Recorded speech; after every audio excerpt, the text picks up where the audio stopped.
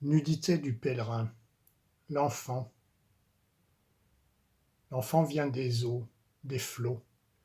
Il naît dans le grand océan primitif et descend par les fleuves du monde. Il est déposé chez nous comme un radiolaire, comme un poulpe. Il arrive par les fleuves et il s'arrête sur nos plages. Il y ressemble alors à une étoile, à un murex. Il est venu chez nous, il est arrivé nu. Après une longue marche vers le néant, après avoir ramassé des pléthores inutiles, et au cœur d'elle, ce qu'on appelle richesse, ce qu'on appelle sagesse, il repartira, nu. L'enfant rêve, il est dans le pays, dans le jardin. Il y a le puits, il y a l'arbre, les fleurs, qui jamais ne naissent ni ne meurent.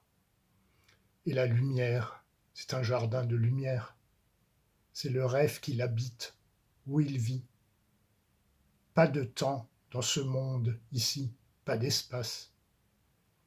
De l'éternel, de l'infini, sans trace, il n'y a pas de mort. Et puis, en poursuivant un oiseau, l'enfant se heurte à une pierre du chemin. Il est puni parce qu'il a voulu posséder l'oiseau. On ne possède pas l'oiseau et on ne possède pas. Posséder, c'est le vrai péché, peut-être le seul. Alors, il s'aperçoit que, devant lui, il y a un chemin. Ce chemin lui apparaît comme flou, comme recouvert d'une brume glacée. Ce n'est pas le sien, croit-il. L'enfant se heurte et il souffre de son pied qui n'a pas commencé à marcher. Sa souffrance, elle non plus, n'a pas de fin. Elle est absolue. L'enfant ne sait pas que la souffrance a une fin, et pour cela, il voudra mourir un peu plus tard, quand il aimera. L'enfant ne sait pas encore non plus qu'il y a un début, ni que la mort existe. Mais on l'emmène dans le grand navire, on l'emmène dans la tempête. L'adulte. Notre bateau a fait naufrage, tout l'équipage a coulé. Une tempête d'équinoxe, tout a changé, tout s'est inversé. Une puissance mauvaise a saisi l'océan et l'a précipité sur nos âmes afin que nous oublions tout. Où sommes-nous? Où vivons-nous? Le bruit de l'écume crépite encore dans nos oreilles. Sur le chemin de ce que je crois être la maison de mon ancienne hôtesse, mon arbre se dresse. Cet arbre, c'est moi. Je suis cette aubépine, et elle est moi. C'est en mai que le naufrage d'équinoxe m'a jeté vers les terres. L'arbre fleurit, sphérique, sculptural. Il se couvre entièrement de fleuves pâles. Il se couvre entièrement de fleurs pâles. Mais l'arbre ne grandit pas depuis longtemps. Quand je suis passé devant lui, et comme depuis 8 ans déjà, je ne l'ai plus vu, plus vraiment. Comme s'il se défilait, qu'il se réservait à lui-même et se dissimulait par pudeur, parce que j'étais trop arrogant.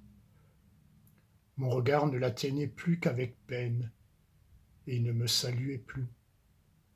Ses branches n'avaient pas poussé ces années-là, mais ses fleurs pâles, muettes, m'observent. Quelque chose a fui.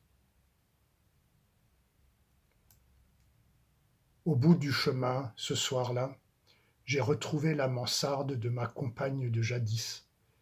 Les fleurs blanches avaient cessé de m'attendre sur le côté gauche. Elles parsèment l'armoire japonaise. Leur nom grec signifie fleur d'or, une fleur d'achèvement, une fleur de souvenir et d'indifférence. Leur cœur d'or scintille devant moi. Mon regard traverse la pièce. Au fond, un tableau rayonne comme un petit astre dans le crépuscule. En son cœur, comme une icône, un personnage comme Christ. Il brille de toutes les âmes des êtres aimés et morts, pour certains depuis bien longtemps. Leurs reliefs de lumière me rejoignent, s'éloignent et me rejoignent à nouveau. Beaucoup n'existent plus que dans mes souvenirs. Beaucoup ont sombré dans le naufrage de mon navire. Comme n'existe plus le parfum de l'amaryllis, dont moi seul me souviens qu'il embaumait jadis ma chambre au jour de mon enfance, jusqu'aux heures où on l'a cueilli, où on l'a ravi au jardin de lumière. Ces amis ont-ils vraiment disparu partout ailleurs qu'en moi, ces soldats de nos combats les plus durs, des effondrements désirés, les esprits de ces pays que je ne verrai plus, la Delphes d'Apollon, l'île verte sous les tropiques, qui est la Grèce du désespoir.